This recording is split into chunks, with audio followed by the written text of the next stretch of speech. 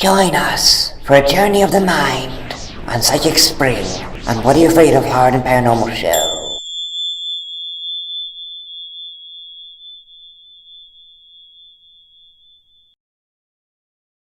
So this is What Are You Afraid of Hard and Paranormal Show. Hey Phil. Hey Fox, how are you? I'm alright. Got my coffee. Got your coffee? Got my Irish mug. That's I'm good. good. I got my my Monster energy drink. You got the Monster Energy. Yeah. Malcolm's here. Malcolm's there. Malcolm's here. All right. He's always here. Looks like you're in the festive season of St. Patrick's Day right here with your That's exactly why I got the mug. with your green shamrock mug. Look at that. I It's don't very think nice. the kids at home can't see it, but but yeah, my little coffee mug because coffee's so Irish. I know it is. Is that Irish coffee you're drinking If only. specifically? Okay. Nah. No liquor this week. Ah. Yeah, lots. No liquor this week. These are the fun headphones that just fall out constantly. By the way. Right. So expect a professional performance. We're nothing if not Expect them professional. to just fall out every 5 minutes. Yeah. This is pretty entertaining. We When I got was being interviewed, I was just watching this. It was like a show. we got Carolyn saying that we're entertaining. We're That's good. We can go yeah. home now. That's right. Good night, everyone. Hey. Oh wait, there's something we were supposed to do something. Yes, that's right. An interview. Interview Carolyn. Carolyn Clapper. She's a medium. Yes. She's also she's what she calls herself an evidential medium, which is interesting. Evidentially, she's an evidential medium. Evidential medium. She's a psychic and a medical intuit. And I saw that. I first read she's a medical Inuit. Oh, she's from Alaska. No. Almost. I'm from Wisconsin, so that's kind of close. It could be Alaska. Alaska. Yeah, it's been like Alaska around here lately. I know. Yeah. Look out, It's snow snowing now. everywhere. It's ridiculous. Is it? It's snowing man. north of us. We missed it this time. It slipped by us this Yeah. this time. Yeah. We weren't so lucky the last 2 times where it just hit us head on every time. So Right. This winter won't end, so. I know. It's been harsh, and we're hoping to get to the shore. We're jonesing for the shore, Yeah. and, the seaside. I can't wait. For sure. It's warm enough as soon as it's warm enough. But thank you for being on the show, Carolyn. Thank you. Thank Thank you for being having here. me. And I can see from your outfit you're wearing a crystal necklace of some kind. What is that? I'm wearing turquoise. It's Turquoise. from Boulder, Colorado, and Okay. it's awesome. It's my favorite turquoise right now. You get a good energy from it. It's called Boulder turquoise, Mhm. obviously. And there's not a whole lot of turquoise in it. Most of it is rock. It's mostly the boulders surrounding the turquoise, so the Mhm. little veins in it are the turquoise. I just wear it because I love it, but turquoise actually has a lot of benefits. I mean, for protection and whatnot. Oh, this Mhm. one doesn't have the line through it. It has the little spots.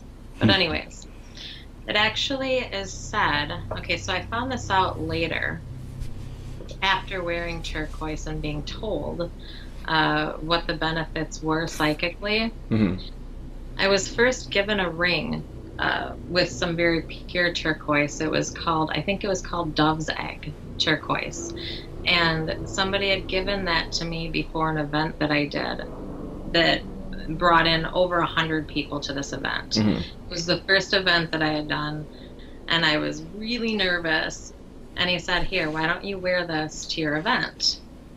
And I put it on. And during the event, I was really nervous at first, had all these nerves, thought, oh my God, I'm going to bomb this. Like, there's no way that I'm going to get through this. It was supposed to be capped at 25 people, and over 100 people came. Mm. So I was very intimidated. Wow.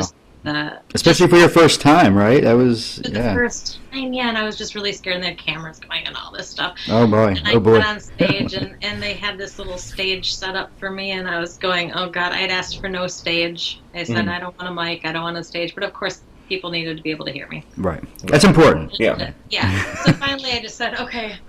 I just gave myself to God and Spirit, and I just said, okay, I'm yours. Use me. Mhm. And once I just kind of gave in and thought, either this is going to be amazing or it's going to fail. And whatever happens, happens for a reason. I'm supposed to learn from it. Once I just centered myself and calmed down, everything went well. And all these people on the other side started coming through to me, right? You see, I love that. She knows how to give up control. Right. That's a huge part of this. That's a huge part of this is letting go of your ego. Mhm. Okay.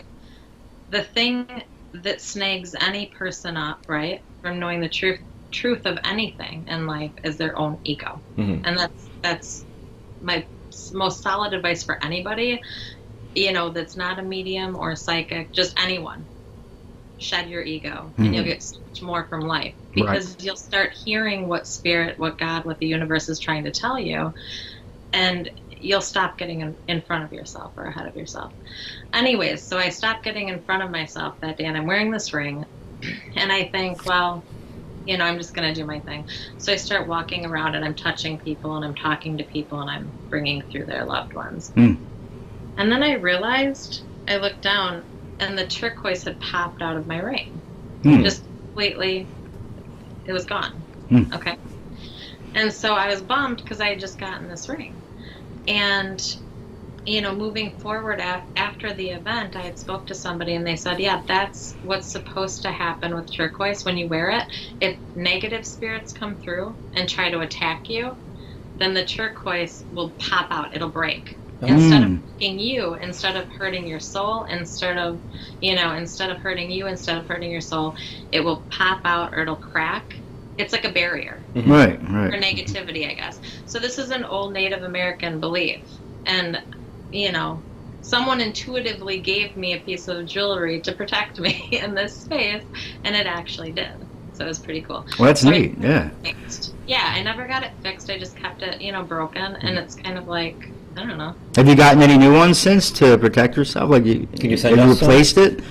What's that? I said, have you replaced it since, like with other ones? No. No, I mean, I wear other turquoise like this one. Okay. You know what I mean? And then I have, I wear other stuff like jasper. I have my jasper ring on. Nice. Or gaspiite. I'm sorry, I just lied. It's gaspiite. And they all have different properties. That's great. That's great. Like So I wanted to ask you. You haven't always been a medium. When did you acquire this ability? When and how? So I knew that I had it in 2011 after I came out of having meningitis. Okay. So I got really, really sick in 2011, and I crossed over to the other side. Okay. While I was ill, and I went into that next world. Okay, so I was like right on the edge of dying. I had 2 strains of meningitis. I was in Frederick Hospital over here in Milwaukee, and yeah, the fact that I'm here at all is amazing. The fact that I'm not missing any limbs, and that I'm not brain dead, etc. In itself is amazing. When I was in there, my heartbeat was down to about 31 beats a minute. They were just kind of, at one point, they were just making me comfortable. I had the morphine and everything, and I rejected it. I started rejecting it because I couldn't feel my body. And it's hard to fight when you can't feel yourself. Right. So I was trying to kind of feel my body and try to fight on my mind over matter kind of thing. And, but at the same time, I knew that, that I might cross over. And I started to kind of have a peace with that, When I stepped over to the other side, there was a committee of people, if you will. So I didn't see Jesus. I didn't see, wings and halos. But I saw a whole choir of people standing in front of me, if you will. And there was one speaker for all of them. And she stood in front. And I remember just saying to her, please let me stay for my son. At the time, my son was really small. And I was going through a divorce, and I thought, I need to be here for him. Right. He doesn't have anybody else, Yeah. And the woman who was standing in front just looked at me, and she kind of looked at the people on either side of her, and they started talking. I couldn't understand what they said. And then she said, if you do this work for us, and I said yes. And they all went through into a big ball of white light and went up my feet and all the way through my head, and I was healed. Wow. And you woke, and then you revived. When you revived, did you still have the affliction? I didn't actually die, so it wasn't like I had revived from death. I was over in that next side. Like I said, I was borderline cardiac arrest for a couple of days. I was over there, but I was also still here. Okay. It's kind of like being We're in between the worlds then. Yeah. Right. I knew I wasn't dead, but I also knew I wasn't in my body, if that makes any sense. It makes sense, Like yeah. having an outer body experience, Right. okay? And so, yes, when I came back into myself, I was completely well. So it baffled the doctors. I had the neurologist in there and everything, and they had the lights on, which is, if you've ever had meningitis or know of the disease, it's very hard to have lights on or to focus or to have conversations. When I went in, everything was like alphabet soup that I was saying. I couldn't speak because your You had spine aphasia. and your brain swell. Yeah. You have so much fluid and stuff, and it causes so much damage. But I was able to speak clearly and and just communicate really well. And so they were baffled, and they said, the first thing they asked me, the doctor, the neurologist, after testing me, he said, "So I heard that your mother told you that you had meningitis. When you came in and you were in the ER, you told the ER nurse that you had meningitis after 8 hours of being in there." Mm-hmm. So basically, moving backwards, when I come into the ER, they couldn't figure out what was wrong with me for 8 hours, and I couldn't talk without dry heaving, and words were not coming out right.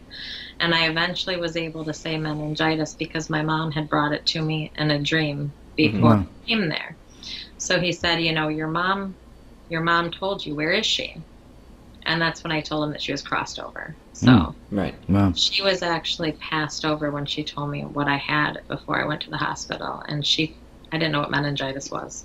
But I told the doctors, and they tapped my spine, and it came back.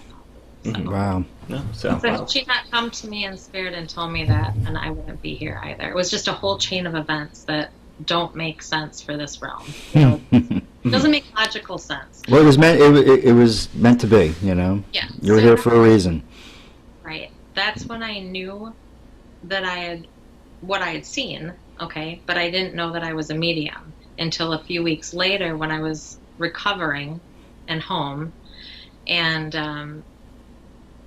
a girlfriend of mine called from years ago, and I was in the bathtub. Don't ask me why I answered. I have no idea. I just hadn't talked to her in a long time. So I answered the phone, and while she was talking to me, her grandma took me over, basically. I saw her grandma. I started seeing my friend Anne. She was sitting in her living room, and I started seeing her it's like I saw her behind my eyes. I saw her environment. I saw her sitting on her couch. I could see her smelling this pink hat and burying her face in it, and she was crying. And I'm wondering why I'm getting all these images, right? And I asked her, I said, "Are you okay?" And then I told her what I was seeing, and she started crying. And she's like, "Are you kidding me?" And I said, "No." And I said, "Your grandma's telling me that you're smelling her hat because you miss her, that you hold her hat to your face all the time, and you miss her, and it's the pink hat because she had cancer." Right. Well, anyways, so they start telling me, what happened, and, just communicated for a good hour while I'm sitting there in the tub. And they had this conversation. I brought through all the information for her. And at the end of the conversation, I just dropped the phone, and all of a sudden I was kind of back in my senses, if you will. It was like I was back owning myself again. And I dropped the phone, and I was just, my bathwater had gone cold. I was freezing and shaking and had no idea what had happened. And that was the turning point for me, where I knew I was speaking with people from the other side, that I was bringing through messages. And I didn't know how much control I had or didn't have. It was frightening, actually. It was very frightening. I went immediately to the doctors and asked for evaluations. I wanted psychological evaluations. I wanted to see if the meningitis had done something to my brain. So I got evaluated by psychologists and doctors, and I got the clear on all of them. And every time I sat with them, their loved ones would come through in the office, and they'd get a reading. And they didn't know what to say. Well, you should have charged them. You should have charged them, yes. Yeah, right? Exactly. Do you know what I like about that story, too, in the beginning? Was after, by committee. Right. I like that a lot. Right. You know, the idea that it's a group of people. Yeah. And they all have to sort of, have a get into the dugout and talk about what they want to do with you. Right. Because, I could make a case. Yeah. Oh, yeah. I think I have before. I could make a case for life. That's and right. it sounds like she did. Yeah. Wonderful story and extraordinary and harrowing. What's even funnier? Before that, I was having visions over there. Before that whole incident happened with the committee, I was having visions of people. Okay, so before that, in the hospital still while I was sick, and I was over there, and I saw this kitchen that everybody was hanging out in, and it looked like mustard yellow and 70s style, and I was like, And isn't it supposed to be beautiful over here? Like, The afterlife needs to renovate. Don't they have granite and stainless steel? Like, what's going on? Mm-hmm. No, Very but Gothic and Well, you are considered, as you call yourself, an evidential medium, psychic, and medical intuit. So what does that mean exactly? right. So an evidential medium, at first I did not take on any title or label, as I don't really like them because I feel like they box you in. And then I feel like it's harder to escape, any kind of label that people give to you. But eventually I had to take on something. So these are the ones that I adhered to so far. They may change, but evidential medium means a medium who brings through hard evidence of people's loved ones, whether they're missing evidence, that leads police to find the missing person, or whether it means, objects, way of death, activities in your life that you're doing now. It's basically when someone comes through and gives you proof, undeniable proof that they're still in your life watching you. Because how would I know some of these things? They may give future events. There's been times where people have come through and predicted their daughters to become pregnant at such and such date through me, and then they are, and they call me up freaking out because they didn't want to be pregnant. And they're blaming me for being pregnant. Like, I did not show up in your room, I promise. Are you trying to tell me something? Because if you tell me before my wife does, she's going to come to Wisconsin. Yeah. So no, I mean, it's when people can give you hard evidence, basically. I'm someone who demands evidence. I don't, I'm very, very skeptical by nature. So, if it were me going to a medium or a psychic, I would want them to prove it to me somehow. So I really push myself for proof. That's good. That's great. Yeah. I'm going in blind. Only that means not knowing anything, knowing who people want to be in touch with, knowing what they want to know. I ask people to just write down a few questions on paper and bring it along with them and not show me. And about 99% of the time, those questions are answered before they have an opportunity to ask at the end. So it's just more, in my opinion, that's more proof. We don't need the interview then. I'm sorry, we just said we don't need the interview then. Okay, cool. Go ahead. Exactly. So I already know what's happening. Well, in fact, you guys have people with you too. Everyone does. Everybody has people with them. That's comforting. No. It's very comforting. Yeah, I was getting somebody for you, a female. Oh boy. Before I came, before we sat together, I was getting female energy for you, and I don't want to put you on the spot. I know I'd kind of mentioned it to you in text and just said, hey. I have to confess, I'm very curious, and we're authors, so we're used to putting ourselves out there. Okay, so can I just throw this out there? Yeah, throw it out. I've had somebody okay, so without going into a complete reading, because then you're stuck with me for a lot longer than 10 more minutes or whatever. Yeah, but I can't afford you. So, no. So I was getting a female energy, probably around age 60. Does this resonate for you? Maybe my grandmother. Okay, give me one moment, please. Just give me 1 second. Does the 5th month mean anything to you? May? Maybe when my mother was born. Okay. So I'm getting some things for you. I feel like so I don't want to give too much information. Oh, that's fine. Over this, because I'll start getting real in depth about things. But I do want to talk to you afterwards about this. If you have a little bit of time, I'm more than happy to go into a reading with you for a short, Right. She's talking about a wedding. Was there a recent wedding? Did you get married, within the last 2 years? Almost 3. Okay, so it's 2 years. It has not reached the 3-year mark yet. Pretty much there, yeah. Well, come on, semantics, okay? Was it more of a Celtic type wedding? We were married in Scotland. Okay, so that makes sense. So I it's took her getting home. the Celtic type wedding. They were giving me a Celtic ring, actually. Mhm. Did one of you have a Celtic ring made? I have a It's made of, beautiful like, Celtic wedding ring that I'm not wearing at the moment because I have a demon in my fingers, but yes, I do. oh, okay, wonderful. It's just, it looks really beautiful to me, and it just looks like it's handmade, you know? Hmm. Like there was a lot of thought put into this ceremony and the wedding and the wedding rings, and your loved ones who are crossed over were with you, and I can get more into detail with you later about that because things get real personal real quick with Right. me. Right. And I know once I go there, because they're already... Okay, so is your mom crossed? She is, yes. Okay, that's who it is, because that's who I'm getting. You just said it could have been your mom's birthday, but I'm going, okay, I know he's trying to tell me that she's alive, but this is who it is for you, okay? My mother died about And 8 there's days just before. really quick, don't tell me anything. Okay, See, I right. start to be a rude jerk when I'm giving readings, so now you got that on here. Hey, I shut people up, so sorry about that. 3 children total. Does she have 3 children? Yes, she did. Okay. Give me one moment. Can I continue for a minute? You can Sure. edit this if you'd like. Okay. Sure. Just give me one moment.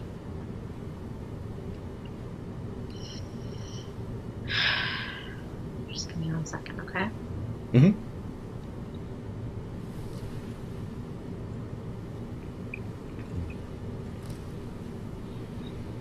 Just give me 1 second. Okay, would this have been... I feel like there's... You said her birthday was in May, because she keeps giving me the 2 months. Would that be her crossing or her birthday? Or was it one and the same? I'm not sure. It was, we were, I don't want to give you too much information, because No, just that. Was the crossing like 2 months from now? Or um, 2 yeah, months? yeah, pretty So much. she keeps giving me the 2, and she's saying 2 months, but then I'm not understanding. Just give me 1 second. Mhm. Just give me a second. Yeah, I keep getting the month of May, and she's talking about the 2-month mark. So, and you said that that was her birthday, but I'm getting it as her crossing. Am I wrong? Pretty much. No, she, do you want to know?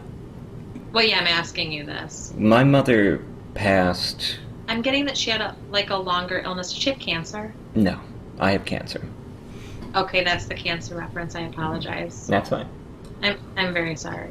No. See, it's all over the internet, so it doesn't matter. I don't mind, yeah. Oh, okay. Well, then you don't have to edit then. Okay, No. I apologize. Okay, well, here's the deal. If you want to edit this out, that's fine. I can go in later for you if you'd like to, and I can give you... I don't know if you're even interested in doing this, but I'd be happy to do it for you because she's here now. Mhm.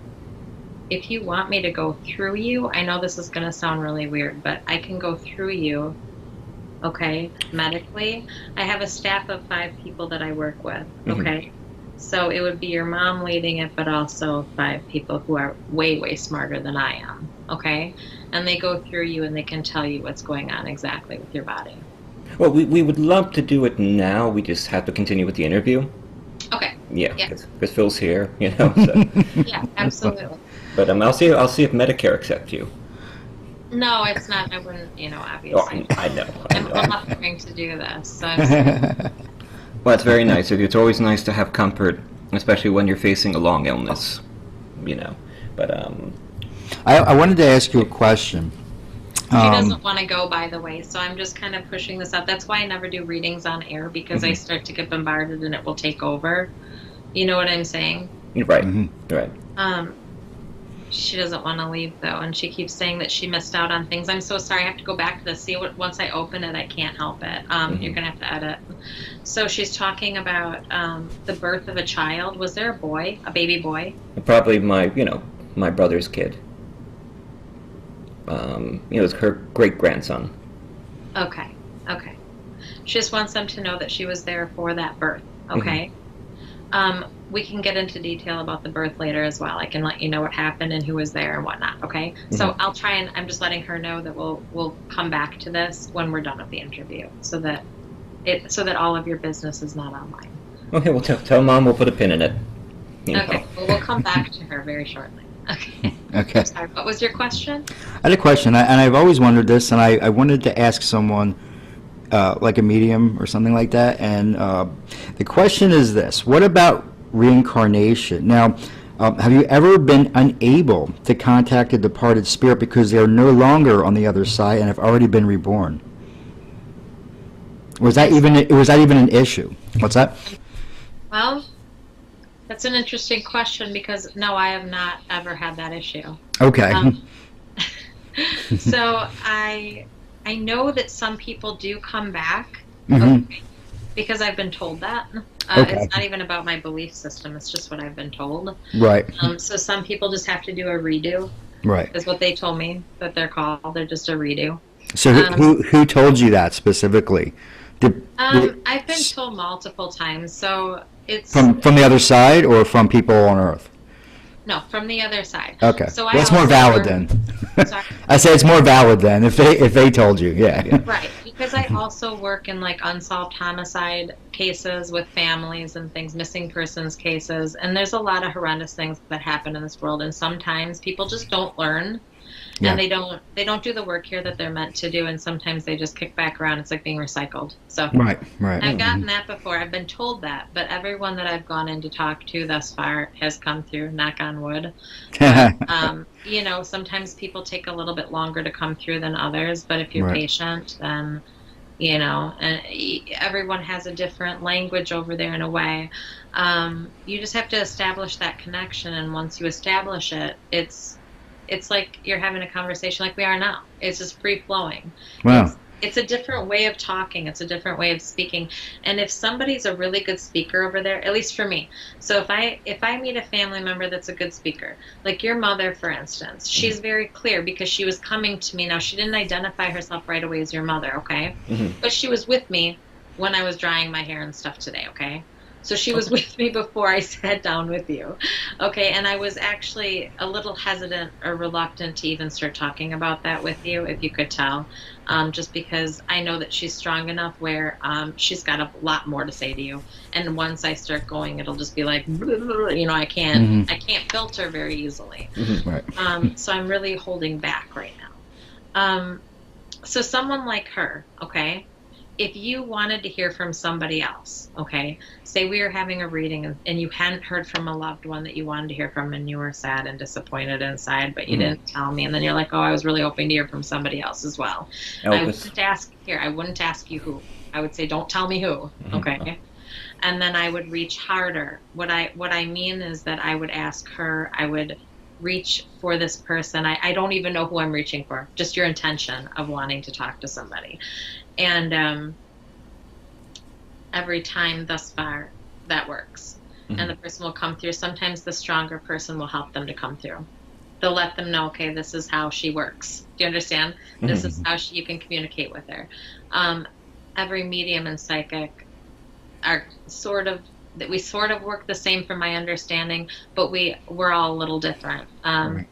So some people are more audio, some people are more visual, some people are more physical, things like that. I get kind of all of them. I've been called a trifecta, you know, like I've got the you know, the medical, then also the intuitive, and then I also find missing people for families. So I'm able to do multiple genres within mediumship. Nice. Yeah. So, okay, so as you've seen, I am a cancer patient, and I've gone through similar things. And I used to be afraid of death, and I'm not so much afraid of death as I'm afraid of losing what's familiar to me. Right. Do you know what I mean? Like, there's nothing you can do about death. You just have to give up control eventually and understand that you can only do the best you can. Right. But Absolutely. it just seems like a lot of what you do is to provide comfort to people, you know, who have lost loved ones, who are facing that themselves, who face that uncertainty. And, you know, closing this out, since we could talk to you for hours, I'm afraid so. though we sort of get the cream off the top, right? You know, in these short interviews. What is your message for people who fear death? Well, because I too fear death. I'm human, even though I see the other side and I talk to people there. I mean, I'm not inept from fearing the actual process of dying, and I'm not inept from from missing my loved ones who have crossed over, whom I don't see the same way as I see your people. Okay? So we're all human, we're all in this together. But what I can say is that you're surrounded by love, and you're surrounded by people there and here, people that you don't even know over there. Mm-hmm. And they're all holding you up. And honestly, the pain that you think you're going to feel, you'll feel it a little bit, but then they take it from you. Mm-hmm. They take it from you. And it doesn't matter if you believe in God or Buddha or nothing. It doesn't matter who you believe in, what your religious background is. You're being held up by the other side. And they're all together over there. It doesn't matter what age you are, you know, what you've done. You know, it's life after life. It doesn't end here. You know, you go over to the other side and you can still drink wine. If you like beer, they still have it there, you guys. I know it's true. You're made, Phil. I'm happy to hear that, yeah. They got company, okay? They show up sometimes with wine, okay? They show up sometimes like this, okay? They miss some of the worldly things. It's a little bit different over there. Mm-hmm. But you can hug your loved ones again who are over there, okay? You can embrace them. Their cellular structure is different, you know?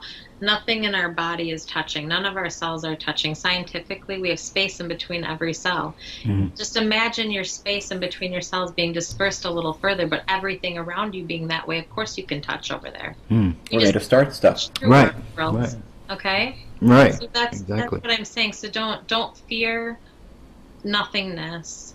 You know, don't be afraid that because you can't imagine just floating around in some heavenly cloudy space with nothing to worry about. That's almost scary to some people, you know, because Right. it's so unrealistic. It's like trying to imagine, you know, unicorns and stuff existing. So It's all about giving up control. Yeah, it it's is. about giving up control and Yeah.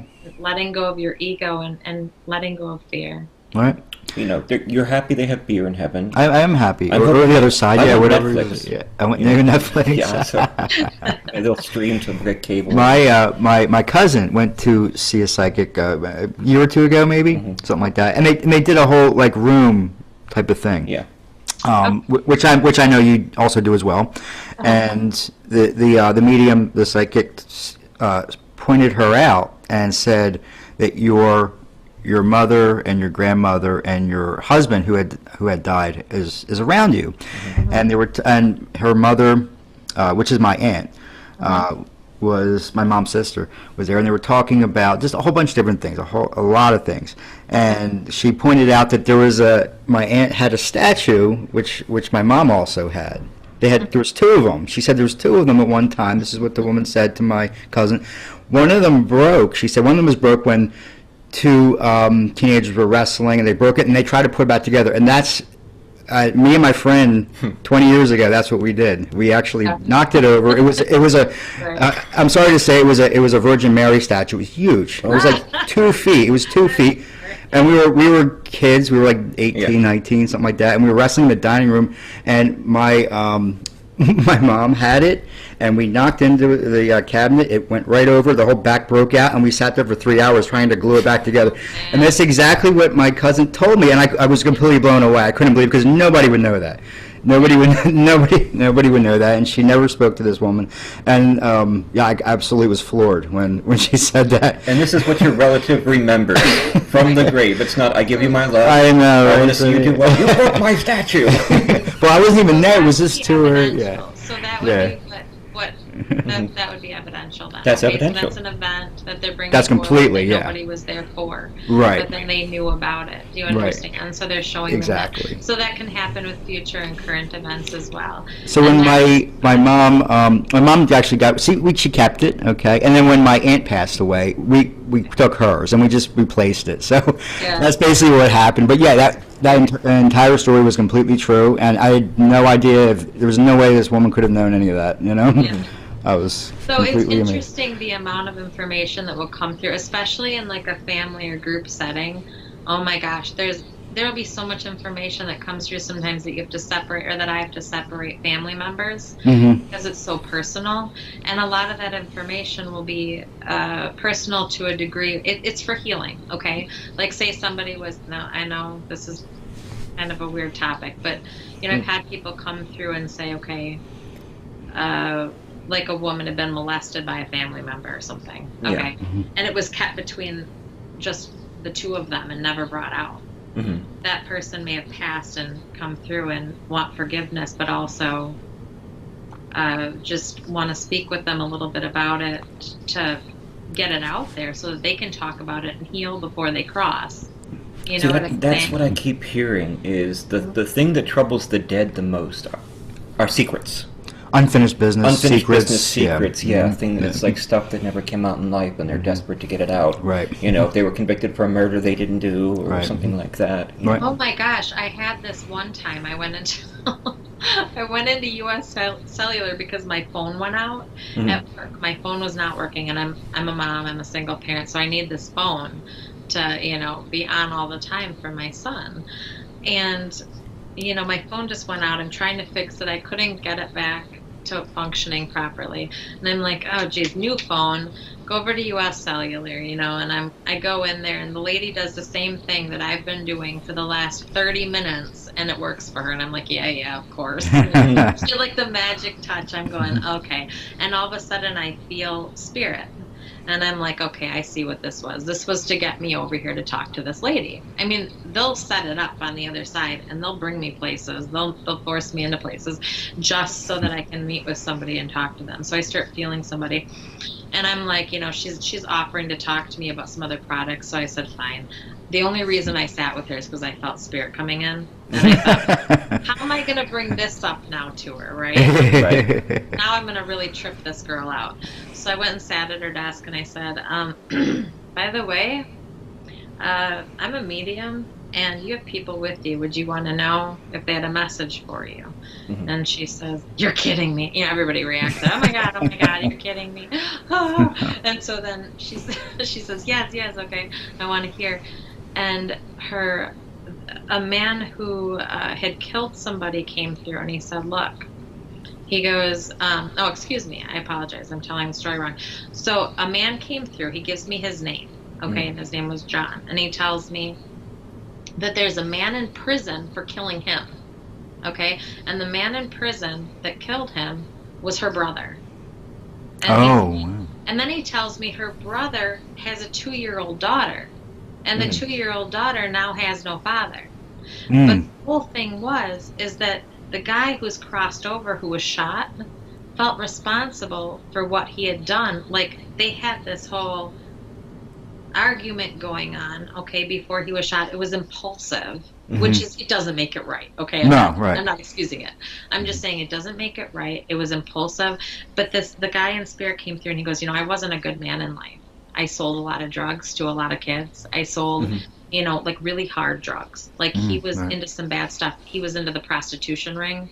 Wow. This kind of stuff. And this guy had come over because, I can't say why, but he comes over, right? And they meet in an alleyway and things got heated.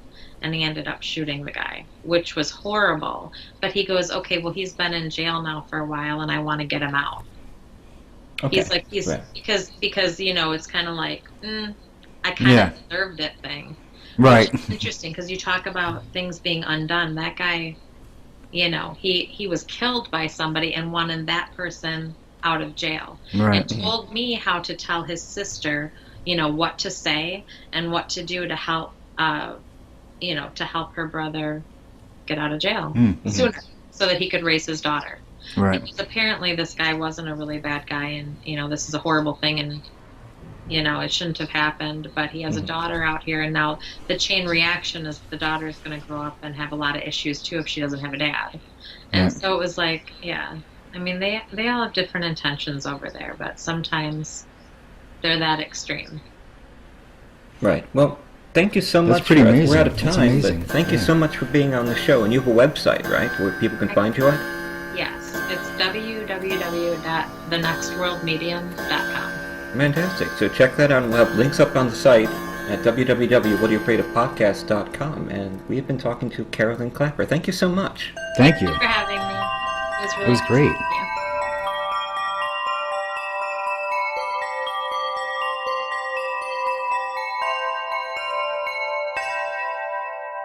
Keith Fox Dunham lives in Philadelphia with his wife Allison.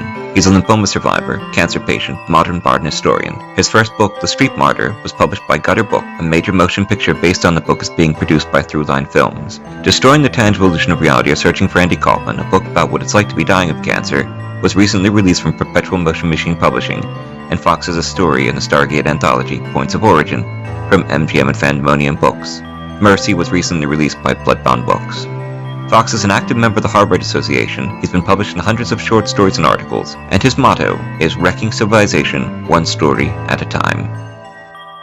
Phil Thomas resides in the suburbs of Philadelphia and is an author and filmmaker. His screenplays have been produced into feature films such as False Face and Always from Darkness that are available in major retailers such as Best Buy and Target, as well as availability on Netflix and Amazon On Demand.